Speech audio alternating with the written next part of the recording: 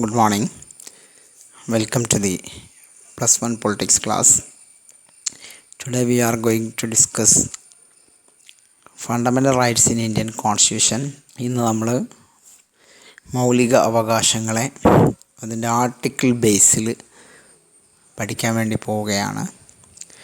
Last class നമ്മൾ പഠിച്ചു The Constitution of India in Part 3 provides for 6 categories of fundamental rights. There are 6 fundamental rights. They are right to equality, right to freedom, right against exploitation, right to freedom of religion, cultural and educational right, right to constitutional remedy. സമത്വത്തിനുള്ള അവകാശം, സ്വാതന്ത്ര്യത്തിനുള്ള അവകാശം, ചൂഷണത്തിനെതിരെയുള്ള അവകാശം, മത സ്വാതന്ത്ര്യത്തിനുള്ള അവകാശം, സാംസ്കാരികവും വിദ്യാഭ്യാസപരവുമായ അവകാശം, ഏറ്റവും അവസാനം ഭരണഘടനാപരമായ പ്രതിവിധിക്കുള്ള അവകാശം. ഇന്ന് നമ്മൾ പഠിക്കാൻ പോകുന്നത് ആർട്ടിക്കിൾ 14 to 22 വരെയുള്ള കാര്യങ്ങളാണ്.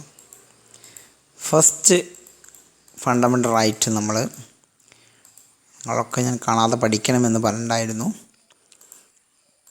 ഒന്നാമത്തെ ഫണ്ടമെൻ്റൽ റൈറ്റ് എന്ന് പറയുന്നത് റൈറ്റ് ടു ഈക്വാളിറ്റിയാണ്, സമത്വത്തിനുള്ള അവകാശം. ആർട്ടിക്കിൾ 14 ആണ്. 14 to 18 right to equality provided in part 3 of the constitution consisting article 14 to 18.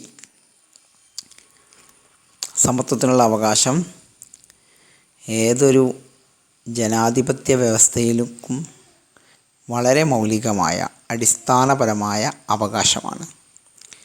ഈ ഒരു അവകാശമില്ലെങ്കിൽ പിന്നെ മറ്റൊരവകാശത്തിനും യാതൊരു പ്രസക്തിയുമില്ല എന്നുള്ളതാണ്. നമുക്ക് ഈ അവകാശത്തെ ഓരോരോ ആർട്ടിക്കിൾ ബേസായിട്ടൊന്ന് പരിശോധിക്കാം. Let examine the right to equality in according to its articles.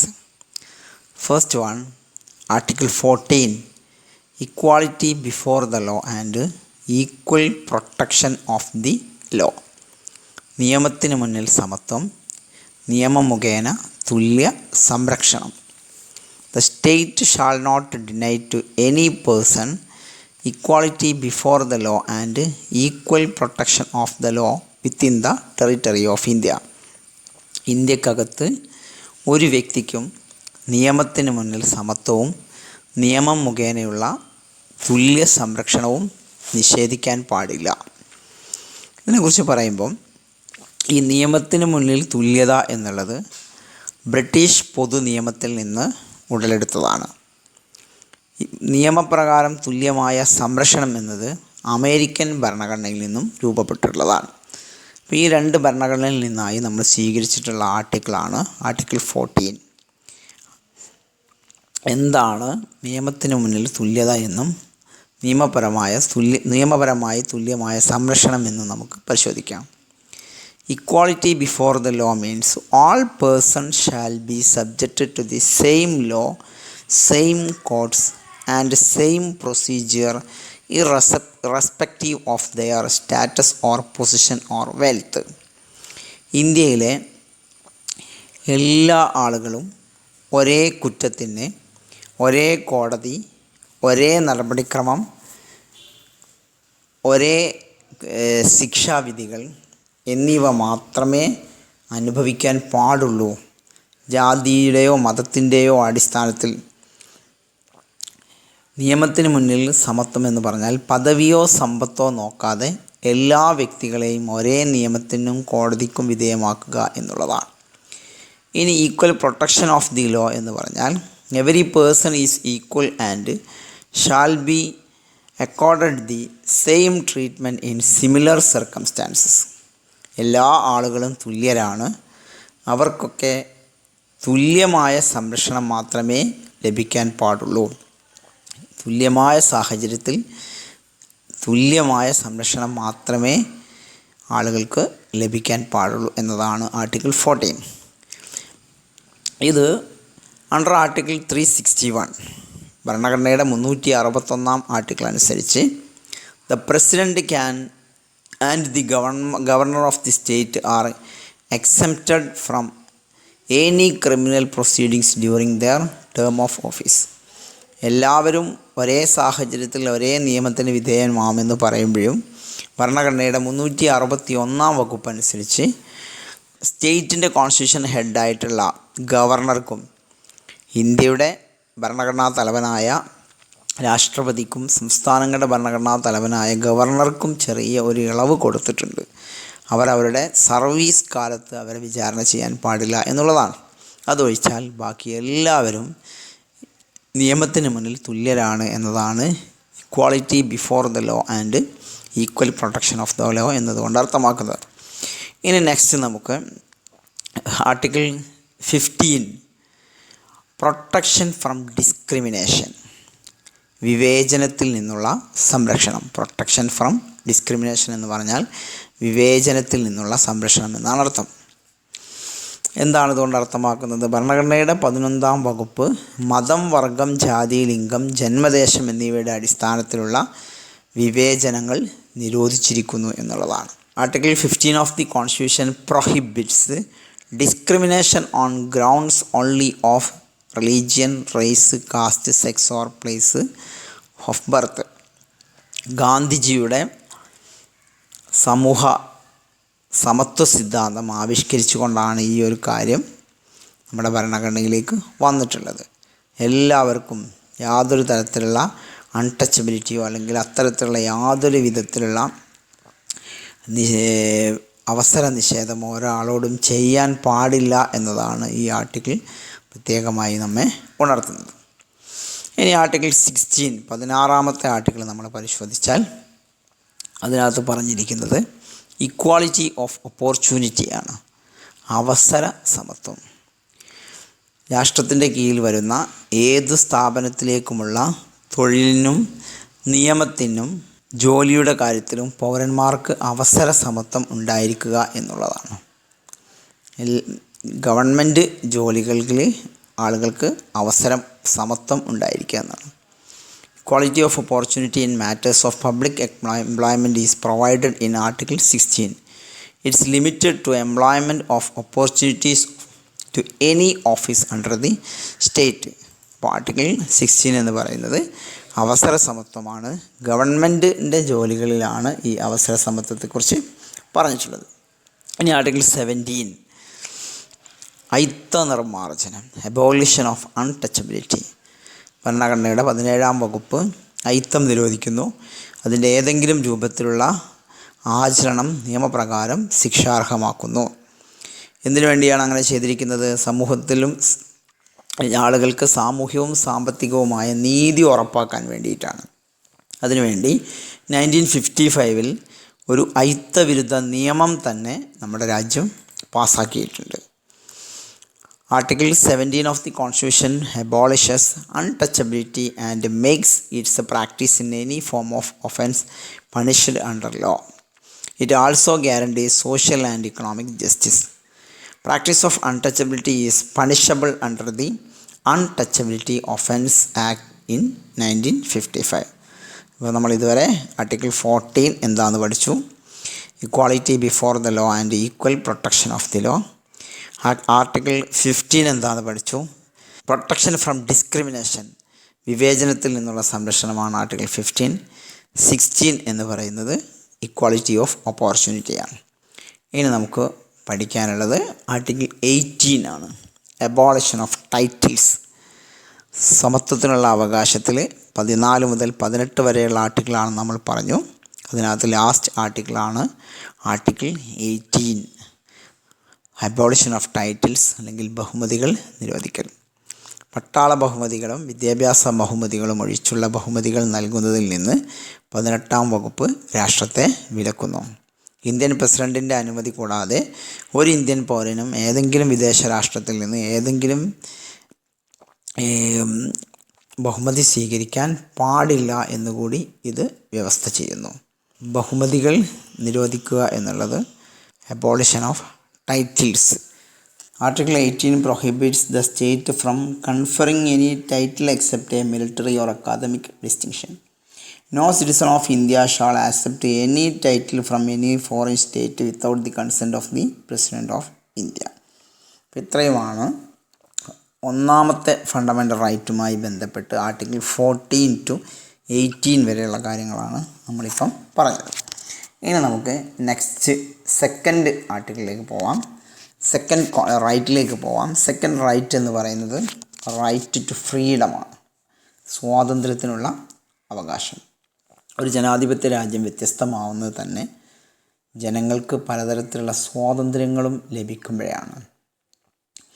ഇതിൽ ഏറ്റവും പ്രധാനം സ്വാതന്ത്ര്യം തന്നെയാണ്, ആവിഷ്കാര സ്വാതന്ത്ര്യം. ഇതിനർത്ഥം വ്യക്തിക്ക് ഇയാൾ ഇഷ്ടപ്പെടുന്ന അല്ലെങ്കിൽ ആഗ്രഹിക്കുന്ന എന്തും ചെയ്യാനുള്ള സ്വാതന്ത്ര്യം എന്നല്ല. ഇത് അനുവദിച്ചാൽ മറ്റു നിരവധി പേർക്ക് അവരുടെ സ്വാതന്ത്ര്യം നഷ്ടമാവാതെ നോക്കാം എന്നുള്ളതാണ്. Article 19 guarantees 6 freedom to the citizens. ഭരണഘടനയുടെ 19-ാം ആർട്ടിക്കിൾ വ്യക്തികൾക്ക് 6 തരത്തിലുള്ള സ്വാതന്ത്ര്യം നൽകുന്നുണ്ട്. അതാണ് നമ്മളിപ്പോൾ ഇനി പരിശോധിക്കാൻ വേണ്ടി പോകുന്നത്. അതിലൊന്നാമത്തേത് right to freedom of speech and എക്സ്പ്രഷനാണ്. Right to freedom of speech and expression ഇതൊരു absolute necessity in a free society. ഇത് ഏതൊരു സമൂഹത്തിലും വളരെ അത്യാവശ്യം, ഒഴിച്ചുകൂടാൻ പറ്റാത്ത ഒന്നാണ്. ഈ ഒരു അവകാശമില്ലെങ്കിൽ ശരിയായ ചർച്ചകളും ആലോചനകളും ഒന്നൊരു സമൂഹത്തിൽ നടക്കില്ല. Without this right there can be no free discussions and honest exchange of views. ഈ ഒരു അവകാശമില്ലെങ്കിൽ ഒരിക്കലും ഒരു പാർലമെൻ്ററി ഡെമോക്രസി കൃത്യമായി വർക്ക് ചെയ്യില്ല. ഒരു പാർലമെൻ്റ് എന്ന് പറയുമ്പോൾ അവിടെ എപ്പോഴും നടക്കുന്നത് വാഗ്വാദങ്ങളാണ്, ആശയങ്ങൾ തമ്മിലുള്ള എക്സ്ചേഞ്ചാണ്. അപ്പോൾ അത് നടക്കണമെങ്കിൽ ഈ ഒരു freedom of speech and expression കമ്പൽസറിയാണ്. Without this right, this freedom of speech and expression there cannot be an effective working of the parliamentary democracy. ഇതിനകത്ത് ഈ അഭിപ്രായ സ്വാതന്ത്ര്യം എന്നതിനകത്ത് freedom of press and publication, പ്രസാധനങ്ങൾ, പുസ്തകങ്ങൾ, അതേപോലെ പത്രങ്ങൾ, ലേഖനങ്ങൾ, ഇതൊക്കെ അതിനകത്ത് വരുന്നു. എന്നാൽ ഇതൊരു ആബ്സല്യൂട്ട് റൈറ്റ് അല്ല. ഇത് യാതൊരു നിയന്ത്രണവും ഇല്ലാത്ത റൈറ്റ് അല്ല. വളരെ പ്രധാനമായി നമ്മൾ ശ്രദ്ധിക്കേണ്ട ഒരു കാര്യമാണ്. നമ്മുടെ രാജ്യത്ത് അഭിപ്രായ സ്വാതന്ത്ര്യം ഉണ്ടെങ്കിലും അഭിപ്രായ സ്വാതന്ത്ര്യത്തിന് ചില നിയന്ത്രണങ്ങളുണ്ട്. Right to freedom of speech and expression subject to the sovereignty of the state. രാഷ്ട്രത്തിൻ്റെ പരമാധികാരത്തെ ഇന്ന് വിധേയമായിരിക്കണം. Friendly relation with foreign countries, മറ്റു രാജ്യങ്ങളുമായിട്ടുള്ള നല്ല ബന്ധത്തെ അത് ഒരിക്കലും മോശമായി ബാധിക്കാൻ പാടില്ല. കണ്ടംപ്റ്റ് ഓഫ് കോർട്ട്, കോടതികൾക്ക് അലക്ഷ്യമായി മാറാൻ പാടില്ല. ഡിഫമേഷൻ, ആർക്കെങ്കിലും അപമാനം ഉണ്ടാക്കുന്നതാവാൻ പാടില്ല. പബ്ലിക് ഓർഡേഴ്സ്, പൊതു ജനങ്ങളുടെ ജീവിത രീതിയെ ബാധിക്കുന്ന തരത്തിലാവാൻ പാടില്ല. അപ്പോൾ ആർട്ടിക്കിൾ 19 6 സ്വാതന്ത്ര്യത്തെക്കുറിച്ച് പറയുന്നുണ്ട്. അതിൽ ഒന്നാമത്തതാണ് right to freedom of speech and expression, അഭിപ്രായ പ്രകടനത്തിനുള്ള സ്വാതന്ത്ര്യം. അടുത്തത് ഫ്രീഡം ഓഫ് അസംബ്ലിയാണ്. അസംബ്ലി എന്ന് പറഞ്ഞാൽ നമുക്കറിയാം സംഘം ചേരാനുള്ള സ്വാതന്ത്ര്യമാണ് അസംബ്ലി എന്ന് പറയുന്നത്. എന്താണ് ഫ്രീഡം ഓഫ് അസംബ്ലി എന്ന് പറയുന്നത്? Freedom of assembly includes the right to hold a meeting and conduct a procession. ഒരു മീറ്റിംഗ് ഒരു സമ്മേളനം നടത്താനുള്ള, ആളുകൾ കൂടിച്ചേർന്ന് ഒരു സമ്മേളനം നടത്താനുള്ള സ്വാതന്ത്ര്യമാണ്. ഇത് പീസബിളി ആൻഡ് വിത്തൗട്ട് ആംസ്, ആയുധങ്ങളില്ലാതെ ഉള്ള കൂടിച്ചേരലിന് മാത്രമേ സ്വാതന്ത്ര്യം തന്നിട്ടുള്ളൂ. ഫ്രീഡം ഓഫ് അസംബ്ലി, സമാധാനപൂർവ്വമായി നിരായുധരായി സമ്മേളനം നടത്താനുള്ള സ്വാതന്ത്ര്യം, സ്വാതന്ത്ര്യത്തിനുള്ള അവകാശത്തിന് രണ്ടാമത്തെ റൈറ്റ് എന്ന് പറയുന്നത്. ഇനി മൂന്നാമത്തത് ഫ്രീഡം ഓഫ് അസോസിയേഷനാണ്. അസോസിയേഷൻ, സംഘടനാ സ്വാതന്ത്ര്യത്തിനുള്ള അവകാശമില്ലാതെ രാഷ്ട്രീയ പാർട്ടികൾക്കൊന്നും ഒരിക്കലും എന്ത് ചെയ്യാൻ കഴിയില്ല, പ്രവർത്തിക്കാൻ കഴിയില്ല. ഇന്ത്യയുടെ പരമാധികാരത്തിനും സമഗ്രതയ്ക്കും പൊതുവ്യവസ്ഥയ്ക്കും ധാർമ്മികതയ്ക്കും വിധേയമായിട്ടാണ് സംഘടനാ സ്വാതന്ത്ര്യമുള്ളത്. Freedom of association. Without freedom of association political parties, trade unions or other interest groups cannot exist. The right to freedom of association is subject to the interest of the sovereignty and integrity of Indian public order and morality. ഇന്ത്യയുടെ പരമാധികാരത്തെയോ ഐക്യത്തെയോ പൊതു സമൂഹത്തിൻ്റെ ജീവിതത്തെ ഒന്നും ബാധിക്കാത്ത തരത്തിലാണ് അസോസിയേഷനുള്ള സ്വാതന്ത്ര്യം നൽകിയിരിക്കുന്നത്. അടുത്ത ഫ്രീഡം ഓഫ് മൂവ്മെൻ്റ് ആണ്. All citizens have the right to move freely throughout the territory of India.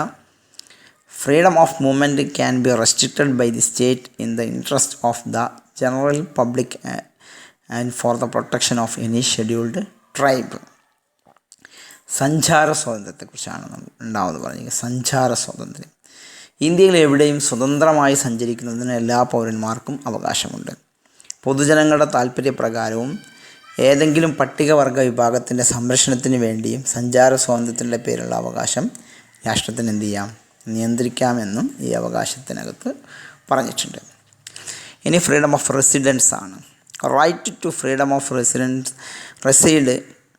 reside and settle in any part of India guaranteed to its citizens.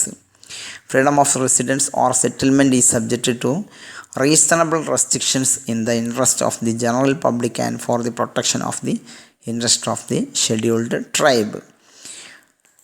താമസിക്കാനുള്ള സ്വാതന്ത്ര്യത്തെ, പാർപ്പിട സ്വാതന്ത്ര്യം. ഇന്ത്യയിൽ എവിടെയും താമസിക്കാനും കുടുംബജീവിതം നയിക്കാനും 19-ാം വകുപ്പ് എല്ലാവർക്കും അവകാശം നൽകുന്നുണ്ട്.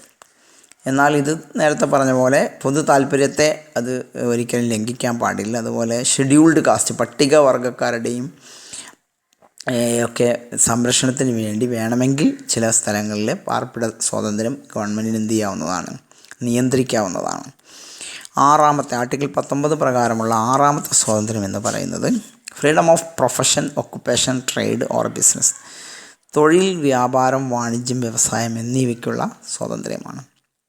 ഏത് തൊഴിലും ചെയ്യുന്നതിനോ അല്ലെങ്കിൽ ഏതെങ്കിലും വ്യാപാരമോ വാണിജ്യമോ വ്യവസായമോ നടത്തുന്നതിനോ ഉള്ള സ്വാതന്ത്ര്യം ഇന്ത്യൻ ഭരണഘടന പൗരന്മാർക്ക് ഉറപ്പ് നൽകിയിട്ടുണ്ട്. ഒരാളുടെ താല്പര്യമനുസരിച്ച് അയാൾക്ക് ജീവിതമാർഗം കണ്ടെത്താൻ വേണ്ടിയിട്ടാണ് ഇത് നൽകിയിരിക്കുന്നത്. എന്നാൽ സമൂഹത്തിന് പ്രയാസകരമാകുന്ന മദ്യക്കച്ചവടമോ അല്ലെങ്കിൽ മയക്കുമരുന്ന് കച്ചവടമോ ഇത്തരത്തിലുള്ള കാര്യങ്ങളൊന്നും അനുവദിച്ചിട്ടില്ല. അതാണ് ആർട്ടിക്കിൾ 6ാമത്തെ സ്വാതന്ത്ര്യമായി പറഞ്ഞിട്ടുള്ളത്. Freedom of profession, occupation, trade or business. Freedom to practise any profession or to carry to any occupation, trade or business is guaranteed to citizens under article 19. This freedom guarantees to take up profession, occupation, trade or business of one's choice. However, no citizens can carry on any profession or business which society regards as intolerable. സമൂഹത്തിന് ബുദ്ധിമുട്ടാക്കുന്ന തരത്തിലുള്ള യാതൊരുവിധ പ്രവർത്തനങ്ങളും ചെയ്യാൻ ആർക്കും ഇത് അവകാശം നൽകുന്നില്ല. അപ്പോൾ നമ്മൾ ഇതുവരെ ആർട്ടിക്കിൾ 14, 15, 16, 17, 18, 19 ഇത്രയും ആർട്ടിക്കിളാണ് നമ്മൾ ഇതുവരെ പരിശോധിച്ചത്. ഇനി നമുക്ക് പഠിക്കാനുള്ളത് ആർട്ടിക്കിൾ 20 ആണ്. 20ാമത്തെ ആർട്ടിക്കിൾ എന്തിനെക്കുറിച്ചാണ് പറഞ്ഞിട്ടുള്ളത് എന്നാണ് ഇനി നമ്മൾ പരിശോധിക്കാൻ വേണ്ടി പോകുന്നത്. Article 20 protection against the conviction of offences. Article 20-നകത്ത് പറഞ്ഞിരിക്കുന്നത് protection against the conviction of offences ആണ്. അന്യായമായി കുറ്റം ചുമത്തുന്നതിൽ നിന്നുള്ള സ്വാതന്ത്ര്യമാണ്. Article 20 of the constitution guarantees protection against arbitrary arrest, excessive punishment to any person who commits an offence. ഒരാളെയും അന്യായമായി ശിക്ഷിക്കാൻ പാടില്ല എന്നതാണ്. എന്തൊക്കെയാണ് അതുകൊണ്ട് ഉദ്ദേശിക്കുന്നത്? No person shall be convicted of an offence except for violation of law in force at the time of commission of the act charges as an offence. ഏതൊരാളെയും ശിക്ഷിക്കാൻ പറ്റുക അയാൾ ആ കുറ്റം ചെയ്ത സമയത്തുള്ള നിയമം എന്താണോ അത് വെച്ചുകൊണ്ട് മാത്രമേ ശിക്ഷിക്കാൻ പറ്റുള്ളൂ. അയാൾ കുറ്റം ചെയ്ത സമയത്തുള്ള നിയമമനുസരിച്ച് എന്ത് ശിക്ഷയാണോ അത് മാത്രമേ കൊടുക്കാൻ പാടുള്ളൂ. He shall not be subject to a penalty greater than the law permits. നിയമം അനുശാസിക്കുന്നതിനേക്കാൾ വലിയൊരു പിഴ അയാളിൽ നിന്ന് ഈടാക്കാൻ പാടില്ല. മറ്റൊന്ന് no person shall be punished for the same offence more than once.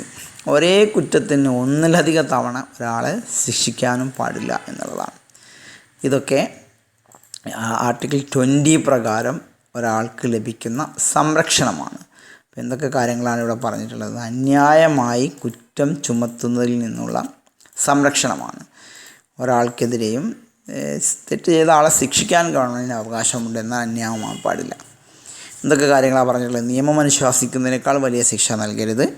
ആർക്കും തന്നെ ഒരേ കുറ്റത്തിന് ഒന്നിൽ കൂടുതൽ തവണ ശിക്ഷ കൊടുക്കരുത്. തനിക്കെതിരെ സാക്ഷ്യം പറയാൻ ആരെയും നിർബന്ധിക്കരുത്. No person shall be compelled to be a witness.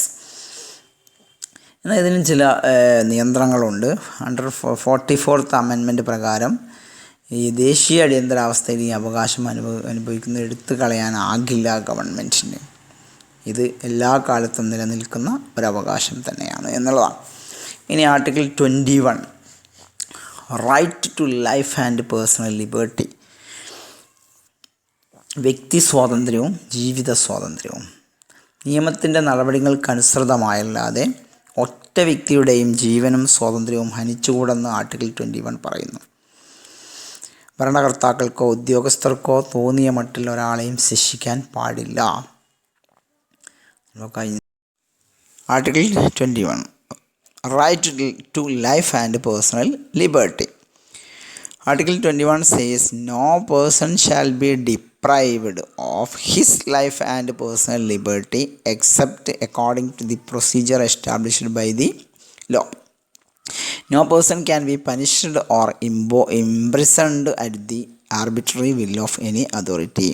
He may be punished only if law authorize the punishment or imprisonment. The right is a restraint upon the executive. വളരെ പ്രധാനപ്പെട്ട ഒരു അവകാശമാണ് right to life and personal liberty എന്ന് പറയുന്നത്. ഇതനുസരിച്ച് ഒരാൾക്കും ഏതെങ്കിലും ഒരു ഉദ്യോഗസ്ഥർക്ക് അവരുടെ ഇഷ്ടപ്രകാരം വേറെ ആളെ ശിക്ഷിക്കാൻ അവകാശമില്ല എന്നുള്ളതാണ്.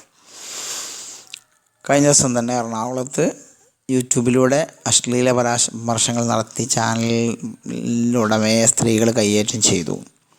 അപ്പോൾ അവിടെ ഇന്നിപ്പോൾ നമ്മൾ പത്രത്തിൽ വായിക്കുമ്പം കാണുന്നത് എല്ലാവർക്കും എതിരെ കേസെടുത്തിരിക്കുന്നു എന്നുള്ളതാണ്.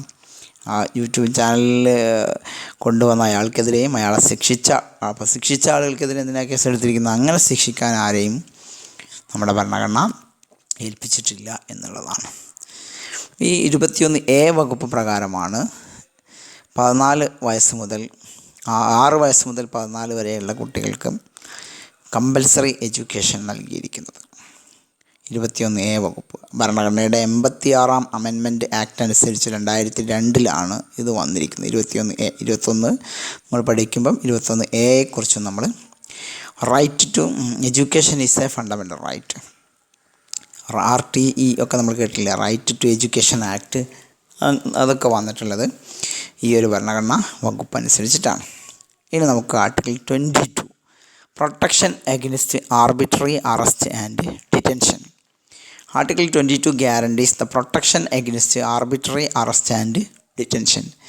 A person who is arrested for any offense has the right to be informed of as soon as may be the ground of such arrest. 22ാമത്തെ ആർട്ടിക്കിൾ എന്ന് പറയുന്നത് വളരെ പ്രധാനപ്പെട്ട മറ്റൊരു ആർട്ടിക്കിളാണ്. അന്യായമായി അറസ്റ്റിനും തടങ്കലിനുമെതിരെയുള്ള സംരക്ഷണമാണ്. എങ്ങനെയാണ് സംരക്ഷിക്കുന്നത്? ഏതെങ്കിലും കുറ്റത്തിൻ്റെ പേരിൽ അറസ്റ്റ് ചെയ്യപ്പെടുന്ന വ്യക്തിക്ക് അറസ്റ്റിൻ്റെ കാരണം എത്രയും വേഗം അറിയുന്നതിന് അവകാശമുണ്ട്. വെറുതെ അങ്ങോട്ട് പോലീസിന് പിടിച്ചുകൊണ്ടുപോകാൻ പറ്റില്ല. പോലീസുകാരോട് പറയണം എന്തിനാണ് അയാൾ അറസ്റ്റ് ചെയ്യുന്നത്. മാത്രമല്ല നിയമവിദഗ്ധരുമായി അദ്ദേഹത്തിൻ്റെ ഭാഗം കോടതിയിൽ അവതരിപ്പിക്കുന്നതിന് വേണ്ടി നിയമവിദഗ്ധരുമായി വക്കീലന്മാരുമായി ഒക്കെ കൂടിയാലോചന നടത്താൻ കസ്റ്റഡിയിൽ നിന്ന് പോലും അയാൾക്ക് അവകാശമുണ്ട്. ജയിലിലൊക്കെ ചെന്നാൽ വക്കീലന്മാർക്ക് ഈ പ്രതിയുമായി സംസാരിക്കാൻ അവകാശമുണ്ട്. മറ്റൊരവകാശം എന്ന് പറയുന്നത് ഒരു വ്യക്തിയെ അറസ്റ്റ് ചെയ്ത് കൊണ്ടുപോയാൽ 24 മണിക്കൂറിനകം എന്ത് ചെയ്യണം? ഒരു മജിസ്ട്രേറ്റിൻ്റെ മുമ്പിൽ ഹാജരാക്കണം. രാത്രിയിലൊക്കെ അറസ്റ്റ് ചെയ്ത് കൊണ്ടുപോകുന്ന ആളുകളെ രാത്രിയിൽ മജിസ്ട്രേറ്റിൻ്റെ വീട്ടിൽ കൊണ്ടുപോയിട്ടൊക്കെയാണ് മജിസ്ട്രേറ്റിൻ്റെ മുന്നിൽ ഹാജരാക്കുക. മജിസ്ട്രേറ്റിൻ്റെ മുന്നിൽ ഹാജരാക്കുമ്പോൾ ഈ വ്യക്തിക്ക് അയാളുടെ ആവശ്യങ്ങളൊക്കെ പറയാം. എനിക്ക് അസുഖമാണ്, ഹോസ്പിറ്റലിൽ കാണിക്കണമെന്നോ, അല്ലെങ്കിൽ അയാൾക്ക് അപ്പോൾ ഒരു കസ്റ്റഡിയിലെടുത്ത് കൊല്ലുന്ന നടപടികളൊക്കെ തടയാൻ വേണ്ടിയുള്ള ഒരു നടപടിക്രമമാണ്. അപ്പോൾ ഇത് ആർട്ടിക്കിൾ 22 പ്രകാരമുള്ള ഒരു അവകാശമാണ്. Article 20 the arrested person has the right to consult and defend himself by a lawyer of his choice. He must be produced before the nearest magistrate within 24 hours of his arrest. 24 മണിക്കൂറിനുള്ളിൽ അയാളെ മജിസ്ട്രേറ്റിൻ്റെ മുമ്പിൽ ഹാജരാക്കുക എന്നുള്ളതാണ്. അതിൽ യാത്രാ time excluded ആണ്. യാത്രാ സമയം ഒഴിച്ചാണ് 24 മണിക്കൂർ. ഇപ്പോൾ കാശ്മീരിലൊക്കെ ഉള്ള ഒരാളെ ഇവിടുന്ന് അറസ്റ്റ് ചെയ്ത് കഴിഞ്ഞാൽ അദ്ദേഹത്തെ ഇവിടുന്ന് അങ്ങോട്ട് കൊണ്ടുപോകാനുള്ള യാത്രാ ടൈം അതിനകത്ത് ഉൾപ്പെടുത്തില്ല. യാത്രാ ടൈം ഒഴിവാക്കിയിട്ടാണ് ഇങ്ങനെ പറഞ്ഞിട്ടുള്ളത്. ഈ ആർട്ടിക്കിൾ 22 തന്നെ മറ്റൊന്നാണ് പ്രിവെൻറ്റീവ് ഡിറ്റൻഷൻ അഥവാ കരുതൽ തടങ്കൽ എന്ന് പറയുന്നത്. കരുതൽ തടങ്കൽ എന്ന് പറഞ്ഞാൽ എന്താണ്? ഒരാൾ കുറ്റം ചെയ്യുന്നതിന് മുമ്പ് തന്നെ അയാളെ തടഞ്ഞു വെക്കാനുള്ള ഭരണഘടനയിൽ 22-ാം വകുപ്പ് കരുതൽ തടങ്കലിന് അനുവാദം നൽകുന്നു. വിചാരണ കൂടാതെയുള്ള തടങ്കലും ഏതെങ്കിലും കുറ്റം ചെയ്യുന്നതിന് മുമ്പുള്ള തടങ്കലുമാണ് ഇതിൽ ഉൾപ്പെടുന്നത്. കരുതൽ തടങ്കൽ, കരുതൽ എന്ന വാക്ക് കേൾക്കുമ്പോൾ നമുക്കറിയാം. Article 22 provides preventive detention. It involves imprisonment without trial and before any crime has been committed. ഒരു കുറ്റവും ചെയ്യണമെന്നില്ല, അതിന് മുമ്പ് തന്നെ അയാളെ ജയിലിലെടുക്കാം. ഒരു പ്രിക്കോഷണറി മെഷറായിട്ടാണ് ഇങ്ങനെ ചെയ്യുന്നത്. ഇത് എന്തിനു വേണ്ടിയിട്ടാണ്? To prevent somebody from committing a crime. Both the parliament and state legislature are empowered to make law providing for preventive detention. അപ്പോൾ കരുതൽ തടങ്കൽ എന്ന ഒരു വകുപ്പും ഭരണഘടനയിലുണ്ട്. എന്താണ് കരുതൽ തടങ്കൽ? കുറ്റം ചെയ്യുന്നതിന് മുമ്പ് തന്നെ ജയിലിലടയ്ക്കാനുള്ള അവകാശമാണ്. ഇതിനുവേണ്ടി പാർലമെൻറ്റിന് നിയമം ഉണ്ടാക്കാം എന്നുള്ളതാണ്. ഇംഗ്ലണ്ടിലും അമേരിക്കയിലുമൊക്കെ ഇത് അടിയന്തരാവസ്ഥാ കാലത്ത് മാത്രമാണ്. ഇവിടെ പ്രധാനമായും നമ്മൾ ശ്രദ്ധിക്കേണ്ട ഒരു കാര്യം, കരുതൽ തടങ്കൽ വയ്ക്കാനുള്ള കാരണങ്ങൾ 4 കാരണങ്ങളാണ് പ്രധാനമായും ഉള്ളത്.